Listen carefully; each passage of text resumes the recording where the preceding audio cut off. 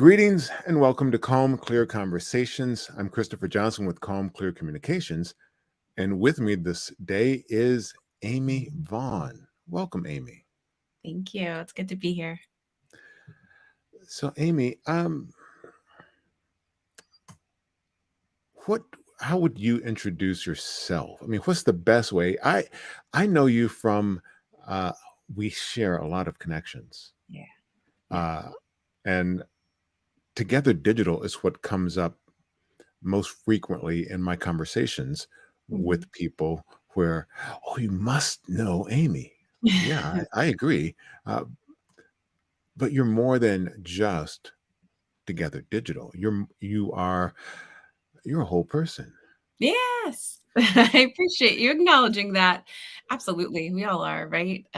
So yes, I am the Chief Empowerment Officer and owner of Together Digital, but I'm also a mom, a daughter, a wife, a caretaker, a former agency creative director, an outdoor and nature nerd as well, and somebody that just strongly believes in the power of connection and collaboration, and lately rest.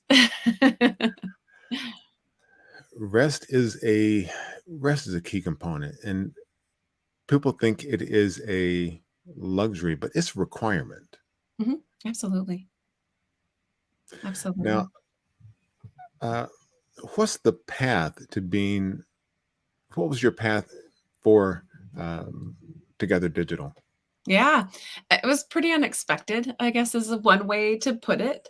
I was a member of Together Digital first, so I'm not the founder. I was someone who helped to create the community, specifically within the Cincinnati area, which is where I live and work. But I was working as a creative director. Had no clue about stillness nor rest. I worked 60 to 70 hours a week. I was raising my daughter, who was then 3 with another baby on the way. Was just very much focused on, if I wasn't, being a creative director, I was being a mom, and there was nothing and no time for anything in between. And the founder of Together Digital found me through LinkedIn. Gotta love LinkedIn. And it told me her story through a phone conversation, and then asked me if I would be willing to help start a chapter for Cincinnati. And of course, I had no time to really give, but I needed time for me. And I sort of realized that sometimes, even when it doesn't feel like you have much left to give, when you are in need, giving something can give you a lot in return. And so that's what happened for me. I helped to create the first board for the Cincinnati chapter. And it just, it was, and it still is my me time. I always left my board meetings and our events feeling more whole, more seen, more fulfilled, more empowered when I walked into my work, no matter what the situation was, whether it was a hot mess and, stressful, or a job that I really loved. Either way, I kind of felt like a better person, a better mom walking into my office or walking into my home. And so I was very passionate about the group from the very beginning, and enjoyed being the board president for about 2.5 years. Um, and I was, like I said, working as a creative director at a digital agency, working on a lot of big brands, doing a lot of travel. But the group was my constant. There were times when I wasn't able to commit as much time or energy as I maybe wanted to, but it was always there for me, through our online community and through our local chapter members and the founder. And so fast forward about 2.5 years, and I was walking through the halls of our 2019 conference in September, and the founder pulled me aside and told me she was going to go and run for Congress based on the urging of another member, which I was like, wow, absolutely. Yes. Like, you've created such a groundswell and a movement here. It makes sense. But what about this? Like, I need this. This is my me time. These are my people. I need this community. What's going to happen to us? I said, I want to make sure it stays. And then that's when she said, that's where you come in, and essentially asked me to come and run the organization as the CEO. And I did so from November of 2019. And that was just a few months before COVID. So everything changed, obviously, for all of us just a few short months later. But I continued on and pressed on to kind of grow our online and virtual content and connections despite the pandemic, despite the chaos in the world, and became partner after the first year, and then actually bought out the founder at the end of last year. So she would be able to kind of move on to her next thing. And it's given me the ability to really just take something that I've been very passionate about from the very beginning and begin to kind of shape it for this new world that we're living in post COVID. So Mm. that's kind of the long and the short of it. It's a super crazy journey. If you'd have told me 3 years ago, because my anniversary is coming up soon, my 3-year anniversary, that I would be owning and running a company, I would have laughed in your face. I never would have believed it. So it's one of those things where I think it's another testament to community. You know, the people who know you can sometimes see the things that you ignore within yourself, right? Very, You can very paint a face true. with you like, what do you mean you're not a business owner? Like I could even see it in your face when I said Well, it. it's, yeah, sometimes we have blinders on about ourselves and our circumstances, and we don't see what someone else does. Absolutely. Uh, and see, that's one of those things where uh, one of the things you're known for is collaboration. That's where collaboration can come in. It extends our vision and understanding. Yeah, absolutely. Yeah, So, there's a common quote out there that I use often. It's that, alone we can get there faster, together we can go further. The group Together Digital, the business itself grew so fast before COVID. But getting through COVID as a small mission-based business on limited resources, I didn't know how far we were going to get, but because of the collaborative nature of our community and my board of advisors and other colleagues, that's how I was able to make it through further. So yeah, collaboration to me, I'm that's just my nature. I was even that way when I was still working in advertising. I love teams, love building and growing them. I love working with them. you know, that's where I think growth happens because, hey, you can come up with a pretty good idea, Mhm. but when you collaborate, when you bring in others with their various backgrounds and life experiences and perspective, like, oh, well, if we do it that way, wow. And a great idea becomes even better. Yeah, absolutely. I agree. Now, Together Digital, the community, it is a membership organization. Yes. Yeah, it's a membership organization of women who work in digital marketing and advertising, as well as tech. We also have entrepreneurs, solopreneurs, women who work in agencies and in brands. So yeah, it's an amazing group of women. And now, as a guy, I can Mhm. only encourage and support and cheerlead. Yeah. Okay. Yeah, absolutely. And or sponsor. We ask a lot of our men if they have a team of women or women on their team to maybe look at sponsoring their memberships or just sponsoring them attending an event, just so they get that opportunity and exposure to see what it feels like to be in a safe space for those who identify as women to speak about, seek out, and maybe even be the change that they want to see in their world or their industry. Because women who work in this field in particular tend to be highly motivated, very ambitious, very driven. I know I was there. But there's also a tremendous imbalance. It's not, um, it's an industry that has a lot of burnout, but has a lot of very talented, smart people. And so just having a space that we can help them personally and professionally grow and sometimes even just slow down Mhm. to me is the gift that I received when I joined the group and the gift that I hope to give to as many other women as I possibly can. Good. I mean, there's something sort of magical about being able to be seen in a space, being able to let your guard down and just be. Yeah. We don't get that anywhere much often, do we? I mean, maybe at home, hopefully at home. Certainly, I don't feel like people feel that way at work. I think things are fragmented between, the demands of the job and the pressure to perform. And I think COVID's done a lot to maybe help break down that barrier between professionalism and just being a person. Because we zoomed from each other's homes, bedrooms, wherever. We got a little bit more of a peek into each other's lives. My hope is that that kind of starts to change and we can start to create cultures and work environments where people can feel seen and heard and show up whole. But for people of color and those who identify as women or LGBTQIA, I think that's just, we're still so far from that, especially in the workplace. So I feel like communities like ours, can be that space for now. Yeah, and those spaces are they're needed. I Mhm. mean, because as you were pointing out, we are whole people, not just a cog in the machine of work. Yes. Uh-huh. So yeah, the change over the last couple of years because of COVID, I think has exposed more of uh, being a fully realized human Mhm. in more places, and that's only a good thing. No, I 100% agree. It does make me very happy and excited to know that that is the direction that we are starting to go. Um, but yeah, we still have so far to go, but I am excited we're finally heading in that direction. It's sad that it took so much in the last 2.5 years for all of it to bring that about, but I feel like it certainly accelerated those efforts of diversity, equity, and inclusion, more open, honest conversations, more leadership using empathy and kindness as a way in versus, what we've historically seen and witnessed as model leadership.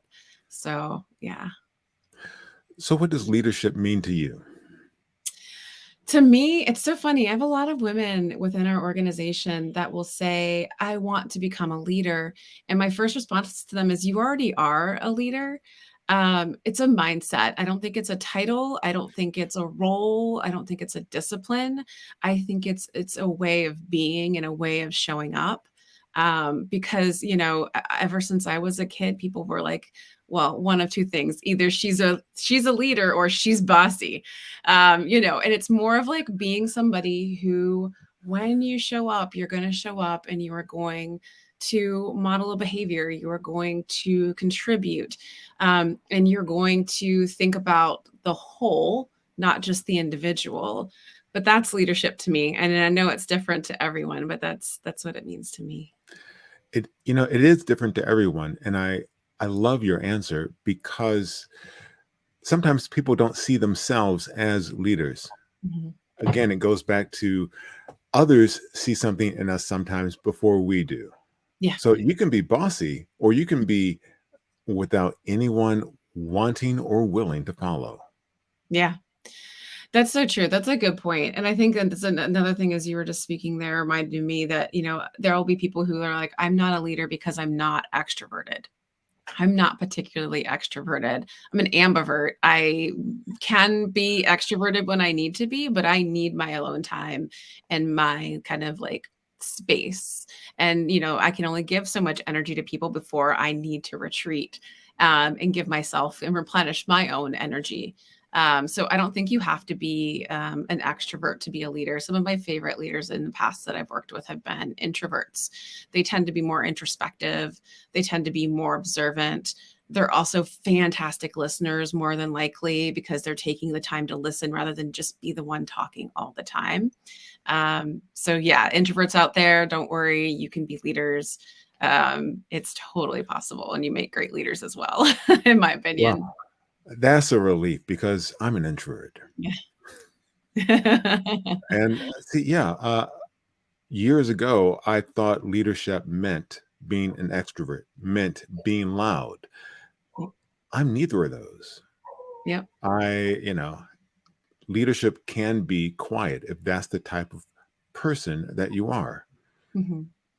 So, Exactly. I think it's for women especially, and men such as yourself, because leadership has been sort of a very masculine type of portrayal of what leadership is, right? It's dominance, it's loudness, it's presence, it's bigness.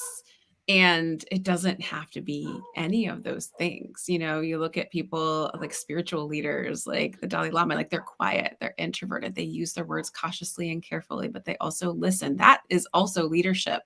So I think by those of us who don't, maybe exude our leadership in the kind of societal norm ways, like if when you own your leadership and say, I am a leader, because of all these things, because I'm an introvert, because I'm a great listener, you're modeling for the rest of us or those who don't feel like leaders yet, how they can step into a space and feel like a leader, because you're modeling a new behavior for them.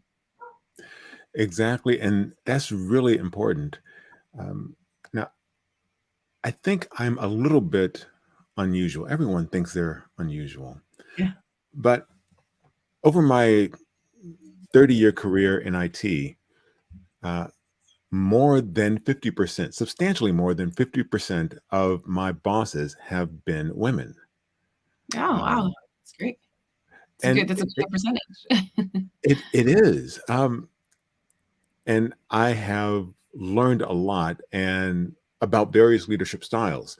Mm, Is there a monolith of any group? No, no. but I've seen quiet leadership demonstrated.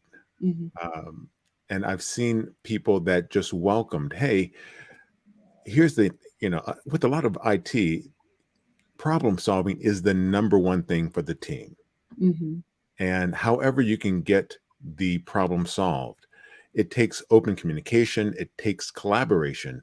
mhm, And, I count myself as being lucky, fortunate in that the majority of the bosses I've had in IT have been women, and they've all fostered that open community sort of relationship where, hey, uh, they are leading the team. mhm, Here's the problem to solve, mhm. and making sure it got done. That's great. Yeah, I mean, because 'cause I've seen plenty of women even fall into the trap of leading unlike themselves, or even Mhm. men stepping out of their comfort zone and who they are and where their strengths are to try to model themselves in a way they think that leaders ought to be. And so I think I encourage anybody who's listening to, check out different like tools that are out there. There's so many, to understand your strengths. Like Strengths Finders is a great one. And focus on that. I think that's where you can look into yourself and find where can I be an authentic leader. I believe that's by starting with your own strengths. For me, it's always been I ever since I was a kid, which is like not surprising now looking back that, 8-year-old me was getting kids together as a club to help the elderly in the neighborhood, to wash cars, to do yard work, to help save the environment and the planet. I've always been someone who, one, wants to do things that will help the world be a better place, but then not just go at it alone. I always wanted to have others along with me because I knew that would get us farther, even at 8 years old. And so a lot of times when I'm talking to or coaching women, especially if they're talking about struggling with finding how to become a better leader or be a leader or have executive presence, whatever that means, is to look back into your childhood before society conditioned you to tamper down and focus on your weaknesses. What were your strengths? What were your passions? And you'll begin to find there's loads of opportunity for you to be a leader by leveraging those strengths, by leveraging those passions. And it doesn't have to be in the office, it can be anywhere outside in your community as well, which is just as impactful and maybe even more rewarding, in my opinion. I agree. It does require being your authentic self. So I'm curious, what are your strengths finder? What are a couple of your top five?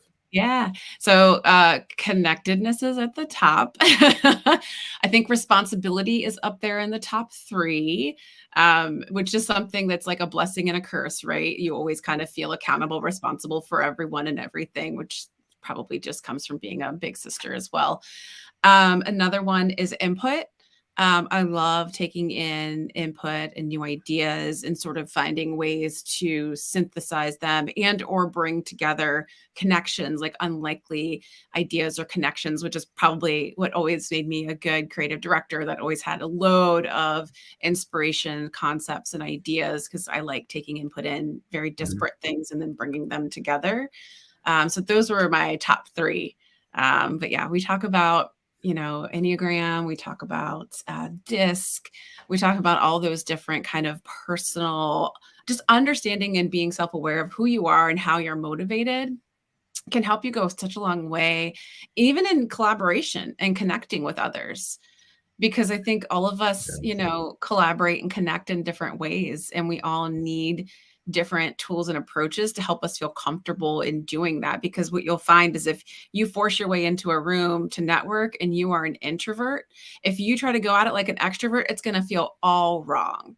But if you understand your introvertedness and you know that you hate small talk and you like deeper, more meaningful conversation, your strategy might be to go find the other lonely person in the room or isolated person in the room and not just ask, what do you think of the weather? You're going to ask, when was the last time you enjoyed a sunset? Or where is your favorite place to go if you're going to go on a trip to just relax? The kinds of Mm. questions that let you know more about a person and less than and not just talking around them and not about anything meaningful. And likely if they're an introvert too, they're gonna be like, thank God somebody just asked me a question I'm actually excited to answer because small talk feels like death by a thousand tiny cuts. Exactly. And all right, so I'm sure it won't be any surprise. My a couple of mine in the Strengths Finder: harmony, Oh, nice. connectedness, Uh-huh. and learning. Uh-huh. Yep. So That I makes sense. I'm a curious person, Mhm. and curiosity can yield connection and collaboration and Mhm. harmony. Yeah, Now, that on the makes sense. disc, where do you tend to where do you, yeah, what area are you in? I'm trying to remember. I think gosh, I should have looked before I brought it up. I'm Oh, that's fine. We gonna will. stall and ask you yours first All right. while I look So, mine. oh, that's fine. And I will make sure these get added into the Yeah. comments. So I am very low D and I, and Okay. almost off the charts S and C. Oh, okay. So yeah, uh, That's interesting. Yeah, I'm gonna have to look mine up again and or take it again because I can't find what my results were. But that one I found interesting, and I've probably done the least amount of time and effort on that one, although I know some people really do enjoy it. Um, but I felt like when I read that one, I felt like I was kind of all over the charts depending upon where I was in my time in my life and my career. I understand. And Whereas my Myers-Briggs stayed the same, StrengthsFinder is the same, Enneagram obviously the same. yeah. Sorry, you were gonna say. Oh, a common connection of ours. Megan has indicated Oh, she likes that we both have connectedness. Yeah. Uh, it's one of those things, it helps mhm. if you're working on a team to understand that you're working on a team. Yeah. Mhm. Yeah, I mean, connectedness is absolutely essential. I think, over these last 2.5 years, one thing that we haven't really truly been cognizant of is how essential it is for our well-being. So I've been working on a talk that talks about how connection is a form of self-care, actually a form of us care. Because, the last 2 years that we've had going in and out of isolation with COVID, especially in living more of a virtual life as we are here and now, it's despite our efforts to make us feel connected, like it is something we have to truly go after. There's research from the former surgeon general that cites that your perceived loneliness can impact your livelihood in the sense that it could actually shorten your lifespan by up to 15 years and can be the Yeah. same as smoking 15 cigarettes a day. I saw that, and I will find out the name of that book because I put it on the top of my reading list. Uh-huh. I just heard an interview with him on Hidden Brain. Ah, So nice. I'll have to go back and take he, a listen to it too. yeah, the Hidden Brain podcast is one of the podcasts from National Public Radio, and it is really good about the insights and things of that nature. Now, when you talk about connectedness just now, Mhm. one of the things I got from that is connecting to yourself. So Oh, not yeah. just otherwise, not just outward focused connection, but Mhm. also just pausing. Mhm. Yeah, it's amazing. The last 2 years have definitely helped push me along in learning how to be alone and not be lonely. being a working mom who was in very busy work environments, traveling with teammates, and then not even be able to use the bathroom alone because I have 2 young kids, the idea of being alone and with my own thoughts was a very scary prospect. Now I catch myself driving somewhere and I'll be in the car 20, 30 minutes and I'll realize, oh, I don't have the radio on. I don't have a podcast running. I'm just sitting with my thoughts, and being comfortable with that, as well as, mindfulness practices such as meditative walking or meditation itself. Again, it's not for everybody, but finding that stillness within yourself and the ability to be alone and not feel lonely, and connected to more of the world and your environment, to me has really helped. Because another thing I'm always very cognizant of is just the population of our elderly here in the United States. We are so dismissive of our aging, and most of them are either living alone and in isolation, maybe seeing people once a week at most, if that, or living in nursing homes, which I've worked in when I was 18. And just seeing and experiencing that, it breaks my heart to think about how much of our lives, especially towards the end of their lives, are impacted by loneliness. So it's kind of a twofold kind of effort on my part. One, to speak on the impact of connectedness and how it can help ease loneliness, but also how to feel more connected to ourselves, and to the world and the space and the things around us, so that when we are alone, we don't feel so lonely. Yeah, there is we as people, as Mhm, beings, we are meant to be connected with people. absolutely. So, um, with leadership, what's on your reading list? Mhm. I'm like looking around. I have a lot of books that are on my list. I have Radical Candor, which is by Kim Scott. I'm excited. She's going to come on, and she's actually going to be on my podcast, the Together Digital Power Lounge, here soon. And that book is just fantastic because it creates. I love charts and graphs and visualizations to make things more simply, and it's like simple and quickly understood.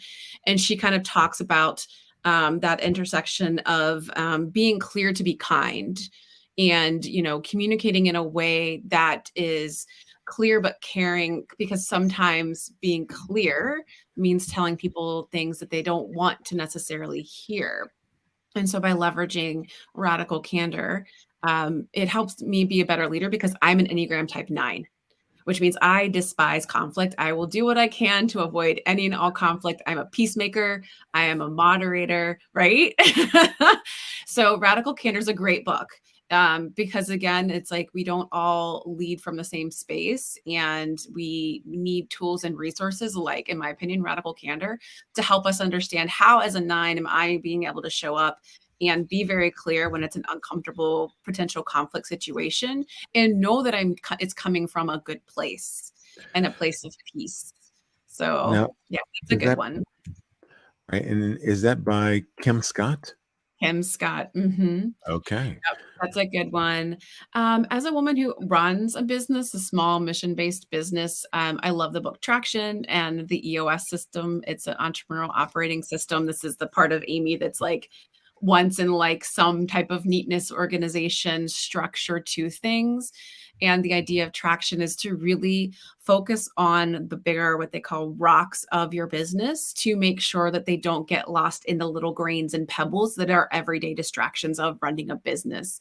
Because depending on your productivity style, you might be the kind of person who finds it easier, again, Enneagram 9, to go into and just check my emails because there's little to no conflict there, rather than work on this big project that maybe has some risk involved within it. And so looking at traction has really helped me kind of make clear goals that I then communicate to my team and to our volunteers, to make sure that we're really making movements to move things forward. Because again, because of my productivity style, because my Enneagram 9, I feel like, oh, I got all these things checked off on my list, but the one thing that I did not want to do is the thing that I avoided. So that's when you have to do what Mark Twain said, which is first thing in the morning, you should always eat the frog. And eat the frog means just do the thing you wanna do the least first thing in the morning and get it done. Exactly. Exactly. So that's another And trash, great one. let's see, is that Gina Wickman? It's over on my other shelf. It's Traction. It's like a black book with like an orange type. I know that, yep, Gino Wickman. Thank you. Okay. You got it. That's also a great one. For me as well, there's another one on my shelf that I refer to often, by Priya Parker, called The Art of Gathering. Oh, And this is a really beautiful book that talks about not just like formal gatherings and events, but really how to be intentional with your time and your space, to create an experience for the people that you are bringing together, as well as yourself. So it's just a really beautiful full range book, so that even if you're coming in, it just makes you think about not just like events when you have people like over to your house or formal networking events, but even like when you just get together with somebody, that you haven't seen for a while, it creates that intentionality, to gathering that I think sometimes we take for granted. And I think that's been really critical for me as I kind of try to create this environment and experience for women through virtual. And we're getting back to in-person events. So that's another great book as well. all right. And so one of those well, all right. They are now all added to my reading list. Yeah. Yeah. And one that popped up along with the last one that you mentioned is Quiet by Susan Cain. And now, is that one that you have read yet or not? No, it is on my list as well. I just finished her book Bittersweet though, and I had loved it. Loved it. I felt so present while reading that book the entire time. So I need to go back and read Quiet. It is on my list as well. That and let's see. Also, Brene Brown. I just finished Atlas of the Heart. Yes, that's a Uh, good one. I keep Very that one by good. the bedside and use it almost like that, like an atlas or an encyclopedia for when I need language for myself or my kiddos. So yeah, that's a great one as well. Yeah. Oh, and so the other one that I was trying to think of moments ago Mhm. is Together. Ah, So that was Vivek Murthy. McMurthy. okay. So yeah, he was just on the podcast Hidden Brain. Uh-huh. So, all right. What are some key takeaways from our conversation? Collaboration, connectedness, community. Mhm. I would add another one, curiosity, Yeah, I because like it. I we, like all the C's. yeah, um, if we are not curious, if we think we already know, then we can't learn. Right? Yeah, and I mean, and not to me, I don't know how I think this just came from my mom. She's still that kind of person that we can be driving down the road and she'll just notice something beautiful and she'll have to pull over and stop and look at it. Or she'll just be in awe and wonder. And I think that's what I love about curiosity is you are in a constant awe and wonder of the world and the people around you when you're willing to acknowledge that you don't know everything. I don't feel like awe and wonder is something that you can experience if you feel like you already have all the answers. So Exactly. And awe and wonder creates moments of connection. I mean, yeah. because you have to share those things. Oh yeah, absolutely. Yeah. That's a great point. I love that. So, well, this has been a wonderful conversation. Thank you very much. Of course. Thank My you. reading list has grown. Yeah, I same. have, we have a deeper connection than we did 30 minutes ago. Mhm. So this again, wonderful. Oh, are you open to connections? Oh, absolutely. Yes. Feel free if you're listening or watching the playback to connect with me, on LinkedIn. Amy Vaughn, you'll see my face in Together Digital. Yeah, feel free to connect with me. I'm always happy to talk with folks if you're looking for a little bit of mentorship or even coaching. I never mind taking like 25 minutes out of my day to try to help someone. So that's always an open offer from me. And mention or make it a personalized note when you reach out to connect. Yes. Mention that you watched this video, something, add a book to the list, share Oh, yeah. your strengths finder, share your Uh-huh. disc profile, but make That's it a a great. personal connection. Yes, that's so true. That's such a great and fantastic point. Brenda would be so proud if she's not listening already. Yeah, yes. Yes, she would. So, again, thank you, Thank you. and I look forward to chatting with you again soon. I hope so. Thank you, Christopher. It's been fun. Take care. Interested in learning more about any of the items that you've seen in today's session? Leave a comment below. Interested in being a guest? Leave a comment below. I help event planners and organizers produce virtual events. Learn how I can support your virtual event by connecting or leaving a comment. Thanks for watching.